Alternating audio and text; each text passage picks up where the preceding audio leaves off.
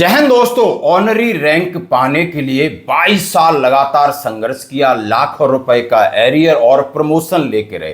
कहते हैं कि झुकाने वाला चाहिए, दुनिया झुकती है। और ये लड़ाई एक सूबेदार मेजर साहब ने लड़ी और उन्होंने ये लड़ाई जीती। 22 साल लगे लेकिन पूरा हक पाया, बिल्कुल नहीं झुके। यानी सरकार को, एमओडी को घुटने टिका दिए कि उन्होंने कहा कि आखिर हमारी गलती क्या थी। अब इस बात से मैं इंडिविजुअल की तो बात करूंगा, लेकिन हम लोगों को प्रेरणा मिलती कि हम अपने हक, यदि हमें मिलता है अच्छी बात है, नहीं मिलता है हम चुप हो जाते, लेकिन आपको कानूनी लड़ाई लड़नी पड़ेगी। अब समय वो नहीं है। साथ ही सबसे पहले मैं वीडियो वो दिखाना चाहता हूं जहां पर हमारे योगी जी के छोटे भाई, यानी उत्तर प्रदेश के मुख्यमंत्री के छोटे भाई को अभी 15 अगस्त में ऑनरी लेफ्टिनेंट मिला। आप देख सकते हो उनका स्वागत किस प्रकार हो रहा है, उनकी वाइफ कितनी खुश हैं। चाहे तो यानी ये खुशी सिर्फ सेना की वर्दी की खुशी है, यानी जो उनके कमेंडेशन कार्ड और मेडल लगे उसका एक प्राउड की खुशी है। इससे पैसा मिलेगा शायद वो खुशी है या नहीं, मैं नहीं कह सकता। यानी एक सीएम योगी, उत्तर प्रदेश जैसे बड़े राज्य का मुख्यमंत्री 10 साल से, और उसका छोटे भाई इस बात की अनुभूति करता है, महसूस करता है कि नहीं, कि सैनिक होना गर्व की बात है। तो बाकी नेताओं को इस बात से सीखना चाहिए, समझना चाहिए। क्या उनके बच्चे, उनके भाई फौज में हैं, बड़े बड़े पदों पर? मुझे लगता है कि कोई प्रधान, सरपंच, पार्षद, इनके बेटे भी सेना में नहीं होंगे। ये हमारे देश का दुर्भाग्य है, क्योंकि ये समझ सकते हैं कि देश संभालने की जिम्मेदारी गरीबों की है, किसानों के बच्चों की है। हमारे बच्चे तो विदेश घूमेंगे और आसमान की सैर करेंगे। तो दोस्तों आइए अब इस खबर पे आते हैं कि एमबी गोपालन साहब को मैं सैल्यूट करता हूं। पर्सनली इनका नंबर भी है मेरे पास।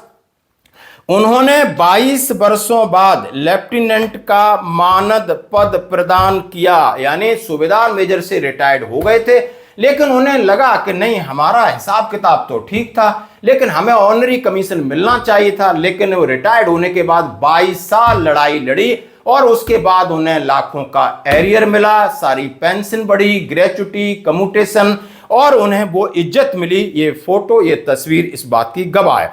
एमबी गोपालन सैन्य सेवा से सेवानिवृत्ति के 22 वर्षों बाद लेफ्टिनेंट का मानद पद प्रदान किया गया, ऑनरी लेफ्टिनेंट दिया गया। और ये पाली-रिप्पा के मूल निवासी हैं। 2003 में यानी सिग्नल से रिटायर्ड हुए, कानूनी लड़ाई लड़ी, 32 साल उन्होंने सेवा की थी, सूबेदार मेजर के पद से सेवानिवृत्त हुए।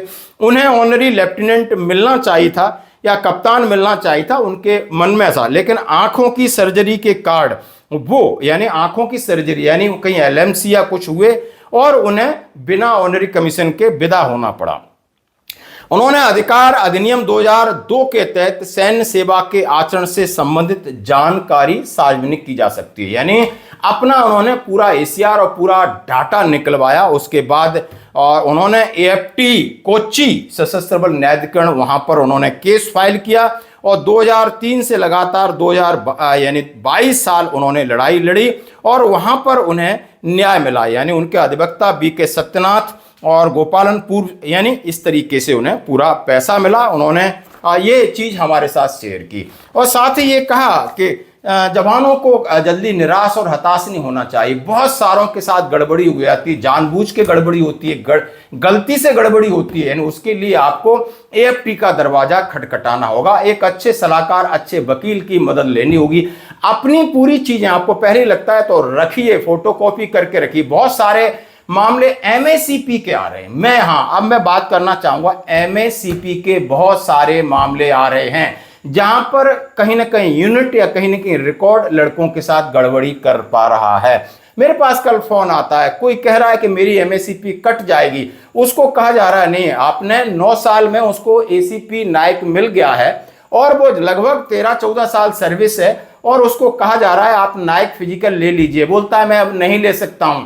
उसको ये कहा जा रहा है कि आपकी नायकी के पैसे कटेंगे। ऐसा बिल्कुल नहीं होता है।